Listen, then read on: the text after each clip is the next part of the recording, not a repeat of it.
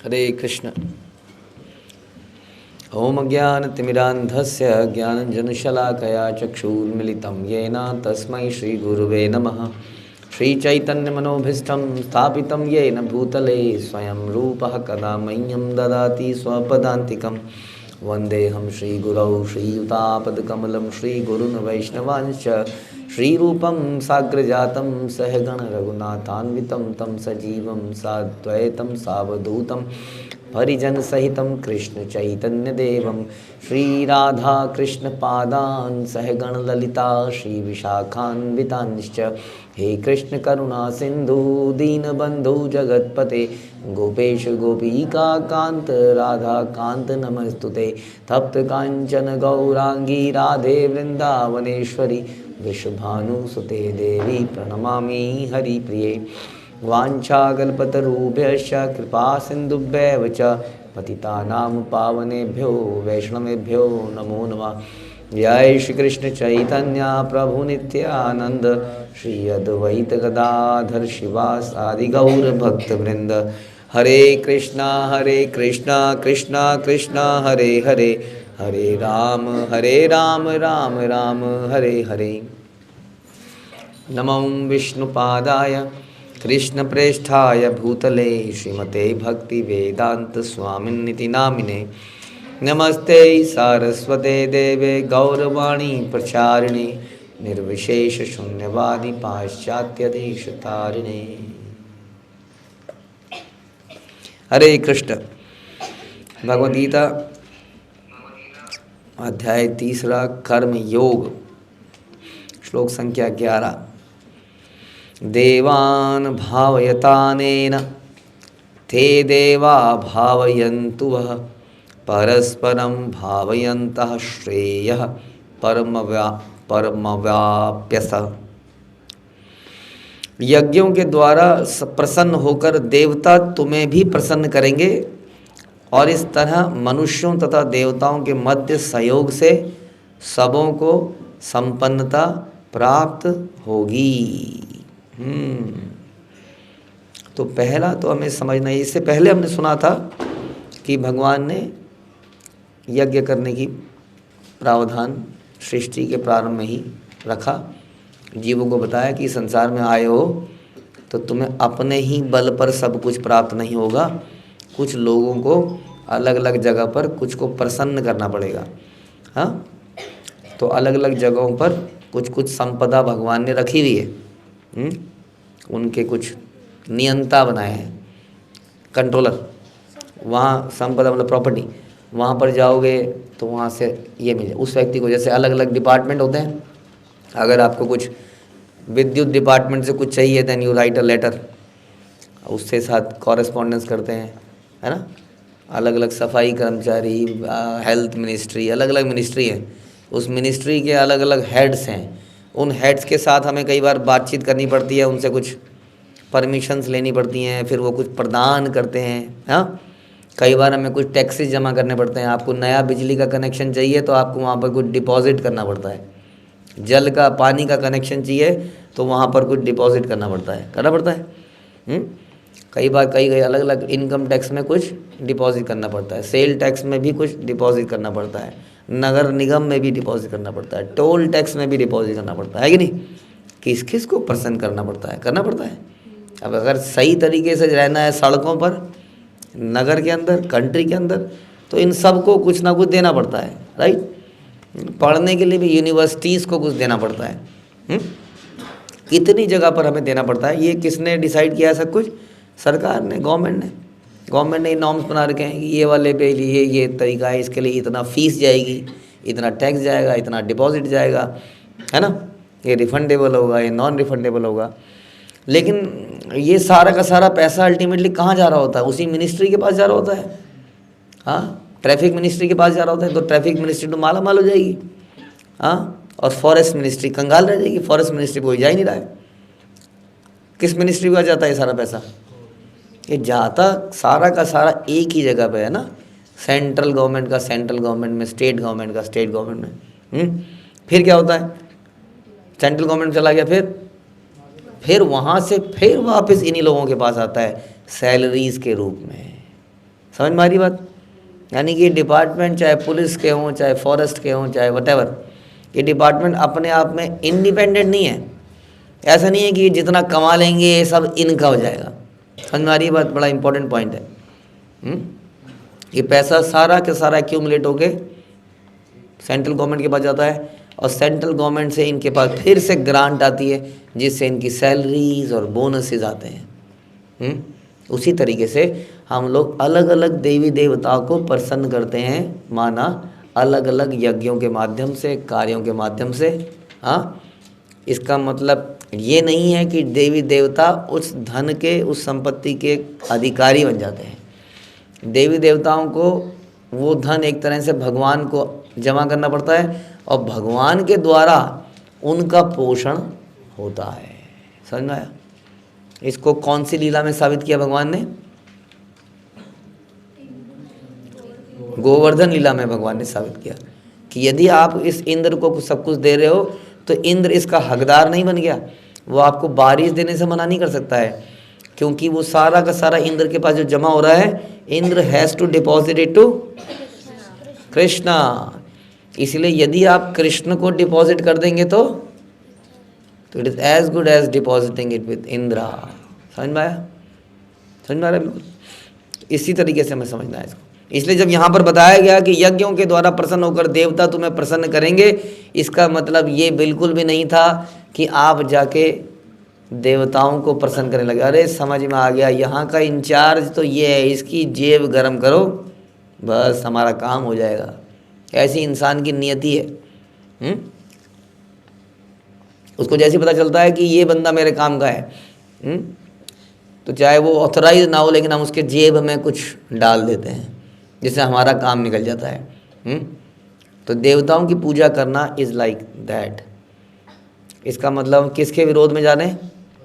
हम सरकार के, परम सरकार के, भगवान के पूरे सिस्टम के विरोध में जा रहे हैं। हम उस सिस्टम को ना मानते हुए ये लोकल अथॉरिटीज़ को, लोकल चपरासी को फाइल मूव करने के पैसे खिला रहे हैं। मेरी फाइल मूव कर देना, ये ले पकड़। तो इसलिए यज्ञ भगवान की प्रसन्नता के लिए किए जाते हैं।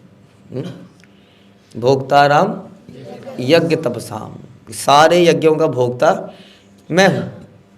चाहे उस यज्ञ में कोई भी बैठा हो, चाहे वो यज्ञ सूर्य के लिए क्यों ना किया जाए, चंद्र के लिए क्यों ना किया जाए, लेकिन सूर्य और चंद्र उस यज्ञ को भोग नहीं सकते। जैसे कि नगर निगम के लोग आपके टैक्स को खा नहीं सकते। यदि उन्होंने रसीद काट दी तो उनकी जवाबदेही बनती है। समझ में आ रही बात? जैसे हम इस्कॉन के मंदिरों के लिए पैसा जमा करते हैं, हम रसीद काटते हैं तो हमारी जवाबदेही बन जाती है कि ये अब पैसा जमा करना पड़ेगा। तो इसी तरह से यदि देवता के लिए कोई यज्ञ किया जा रहा है तो वास्तव में देवता के लिए कह सकते हो, लेकिन अल्टीमेटली वो सारे यज्ञ भगवान की प्रसन्नता के लिए होते हैं, होने चाहिए। और यदि देवता इस बात को भूल जाते हैं तो उनको दंड भी मिलता है, जैसा कि गोवर्धन लीला में दंड मिला। ये सबको साबित हो जाना चाहिए हमेशा के लिए। इसलिए बता रहे हैं कि यज्ञों के द्वारा प्रसन्न होकर देवता भी तुम्हें प्रसन्न करेंगे। यानी कि आप यदि भगवान की प्रसन्नता के लिए कर्म करेंगे तो देवता भी प्रसन्न होकर तुमको प्रसन्न करेंगे, अपने आप करने लग जाएंगे। उसके लिए आपको अलग अलग, क्या आपको मालूम है कि कौन कौन से डिपार्टमेंट है भगवान के, और उसके लिए कौन कौन सा व्यक्ति है? हमें तो नाम तक नहीं पता कौन सी मिनिस्ट्री में कौन से लोग हैं, है ना। तो कई मिनिस्ट्री हमें पता ही नहीं होगी। हाँ, शरीर के भी अलग अलग अंगों में अलग अलग लोग अधिष्ठाता होते हैं, मालूम है आपको? अब बताइए, आपको मालूम है कि छोटी उंगली का कौन है? पेट में वो पथरी हो गई है जी, पथरी का देवता कौन है? क्या क्या, कौन कौन सा अंग है, कौन कौन से एरियाज हैं, कैसे पता चलेगा? इसलिए हम कहते हैं कि संसिद्धिम हरितोषणम। तो हम भगवान को यदि प्रसन्न करेंगे तो क्या होगा? सारे देवता प्रसन्न होकर हमें प्रसन्न करने का प्रयास करेंगे। क्या करेंगे देवता? फिर कैसे प्रसन्न करेंगे हमको? भगवान की भक्ति देंगे, ओके। हमें सुविधाएं देंगे जिनके जो उनको सौंपी गई हैं, देवताओं को सौंपी गई हैं सुविधाएं। हाँ, जैसे कि सूर्य देव हमें रोशनी देंगे, धूप देंगे, वायुदेव हमें वायु देंगे, अग्निदेव अग्नि। इस प्रकार से हमें ये सारी वस्तुओं की आवश्यकता है। ये वस्तुएं हमें मिलने लग जाएंगी। प्राकृतिक पेड़ों में फल आएंगे, नदियों में पानी आएगा, जड़ी बूटियाँ आएंगी, सब भूमि से सब कुछ प्राप्त होगा यदि हम यज्ञ करेंगे, भगवान की प्रसन्नता के लिए कार्य करेंगे। तो यानी कि सारी संपन्नता हो जाएगी और कुछ प्लानिंग करने की आवश्यकता नहीं पड़ेगी। आपको ये क्या बात हुई, सरकार इतने नंबर बड़े बड़े मिनिस्टर रख रही है, कितना पैसा दे रही है, एक दिन में इतने पेड़ उगाए जा रहे हैं, करोड़ों पेड़ उगाए जा रहे हैं, इतनी योजनाएं बन रही हैं पानी को सुरक्षित करने के लिए। आप कह रहे हैं कुछ करने की ज़रूरत नहीं है, भगवान को प्रसन्न करो, देवता ये सारी चीज़ें दे देंगे।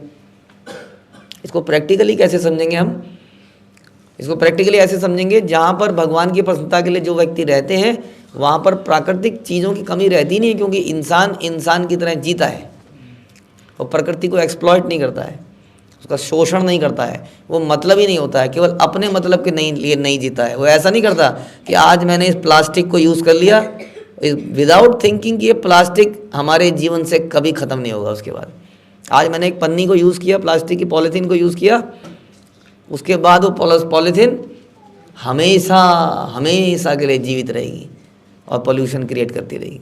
इंसान सोचता है इसके बारे में, मुझे क्या पड़ी है, मेरा काम तो पॉलीथीन से बढ़िया हो रहा है। उसको कुछ चिंता है उसको कितना कार्बन निकल रहा है, कितनी गंदगी निकल रही है। हाँ, तो जब वो गॉडलेस सोसाइटी होती है वहाँ वो कभी नहीं सोचता है दूसरे जीवों के बारे में, लेकिन जो गॉड लविंग पर्सन होता है वो हमेशा सोचता है कि मैं किसी को तंग ना, मेरे से कोई व्यक्ति तंग नहीं होना चाहिए। अल्टीमेटली हर व्यक्ति सुखी रहना चाहिए, भगवान के पास जाना चाहिए। और वो जीवों का भी, वो जानवरों का भी ध्यान रखता है, कुत्ते का, बिल्ली का, बकरी का, हर चीज़ के बारे में चिंता करता है। ऐसा नहीं है वो खून की नदियाँ बहाता रहता है स्लॉटर हाउस से। कितनी खून की नदियाँ बहती हैं संसार में मालूम है आपको? फैक्ट्रियों से, नाली से खून बहता है रोज़। और खून कहाँ जाता है? वो खून जाता है या तो नदियों में या जाता है ज़मीन के अंदर कहीं। और इससे क्या होता है, सारी भूमि, सारी नदियाँ दूषित होती हैं। और यही कारण है कि जो हो रहा है ये इम्बैलेंस इंसान क्रिएट करता है। यदि वो भगवान के अनुसार जीता है तो प्रकृति हमेशा उसको प्रचुर मात्रा में अपने आप दे देती है, वो बैलेंस खराब ही नहीं करता है। तो ये तो हो गया लॉजिकली, लेकिन एक्चुअली में शास्त्रों की बात माने तो देवता ही इसको प्रदान करते हैं।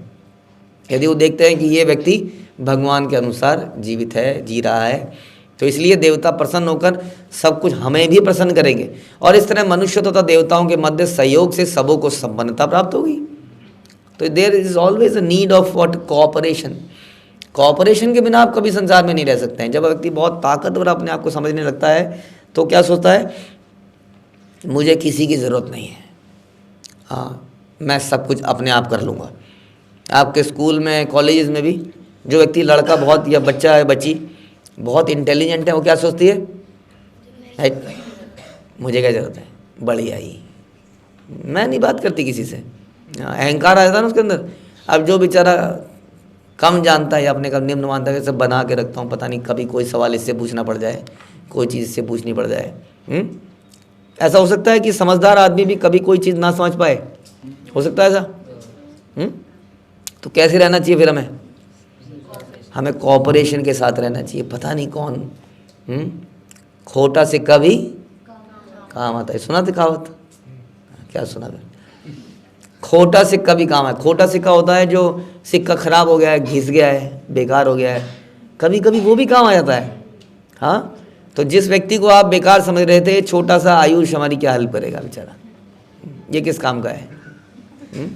किसी दिन ये भी काम आ सकता है, किसी दिन गधा भी काम आ जाता है, नहीं? तो इसलिए क्या करना चाहिए हमें? कोऑपरेशन के साथ रहना चाहिए। यू नेवर नो, कहते ना दुनिया गोल है। हाँ, कब हमारे सामने कई बार कोई व्यक्ति नौकरी छोड़ता है, लात मारता हूँ तुम्हारी नौकरी पर, उसको क्या पता था कि अगली जगह जाएगा तो ये मैनेजर फिर से वहीं पर पहुंच जाएगा। हाँ, लात कुछ सुना के, जो भी उसके अंदर भर के उसने सुना दिया आखिरी दिन सब, और नई जगह गया तो वही मैनेजर बैठा हुआ मिल गया। अब क्या करें? ये ऐसा हो जाता है। ये दुनिया बड़ी छोटी है, इसलिए ये हृदय की फ्रस्ट्रेशन को निकालना है कोई लॉजिकल नहीं है। हमें कोऑपरेशन करना चाहिए हर किसी के साथ। और शिला प्रभुपाद ने भी हमें बोला कि मेरा प्रेम पता चलेगा आपके कोऑपरेशन से। एक दूसरे के साथ कितना कोऑपरेट करते हैं हम लोग, हाँ, या एक दूसरे की बैक बाइटिंग करते हैं, उसकी बुराइयाँ करते हैं। Krishna knows all this. इसलिए उन्होंने बोला कि I am very happy with the Prachetas because they are cooperating with each other, क्योंकि संसार में कोऑपरेशन करना सबसे मुश्किल काम है। काम करना आसान है, लेकिन टीम के साथ काम करना बड़ा मुश्किल है। हर व्यक्ति यही चाहता है प्रभु जी मैं अपने आप कर लूँगी, मुझे दे दो आप, ना मुझे किसी की ज़रूरत नहीं है, मैं कर लूँगी। उसे पता है किसी को साथ में लाएंगे तो वो अपनी राय भी देगा, उसकी भी सुननी पड़ेगी, फिर उसको कन्विंस करना पड़ेगा, फिर काम ही अटक जाएगा, काम ही नहीं होगा। इससे बेहतर है अपने आप कर लो। तो ये मेंटेलिटी जो है ये ठीक मेंटेलिटी नहीं है शास्त्रों के अनुसार। We must cooperate with each other, समझ में आया? हाँ, ऑल दो वी कैन से दैट, अगर हम क्या कहते हैं वो खुद ही को कर बुलंद इतना, समथिंग लाइक दैट, कि आप इतनी मेहनत करो कि क्या कोई क्या कह रहा था कोई आज वो शाहरुख खान का मुझे कोई बता रहा था, एक भक्त भी कुछ दिन पहले ऐसे ही डायलॉग मार रहा था। शाहरुख खान वाला डायलॉग है ना वो, कि इतना क्या करो समथिंग, किसी चीज़ को इतना चाहो कि कायनात भी तुम्हारे पीछे पड़ जाए। वाह, कायनात मतलब सारा संसार। It's just like dream girl dream girl dream girl. और तो कृष्णा कह रहे हैं अरे ढूंढो इसके लिए ड्रीम गर्ल ढूंढो। हाँ बताइए, सारी गोपियों के साथ रास नृत्य छोड़कर भगवान ड्रीम गर्ल ढूंढ रहे हैं उस छछूंदर के लिए जिसके सर पे चमेली का तेल लगाना है।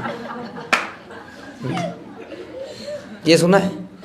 छछूंदर के सर पर चमेली का तेल। छछूंदर निकला, छछूंदर इच्छा करने निकला है, दूल्हा बनने निकला है। देखा छछूंदर? हाँ, लंबी सी नाक सी अजीब सी। हाँ, उसको चमेली का तेल लगाना चाहता है, बताइए। तो हाँ, ये कहते हैं कृष्ण जो है सब कुछ छोड़ के पूरी कायनात उसकी इच्छा को पूरी करने लग जाएगी। वाह रे छछूंदर।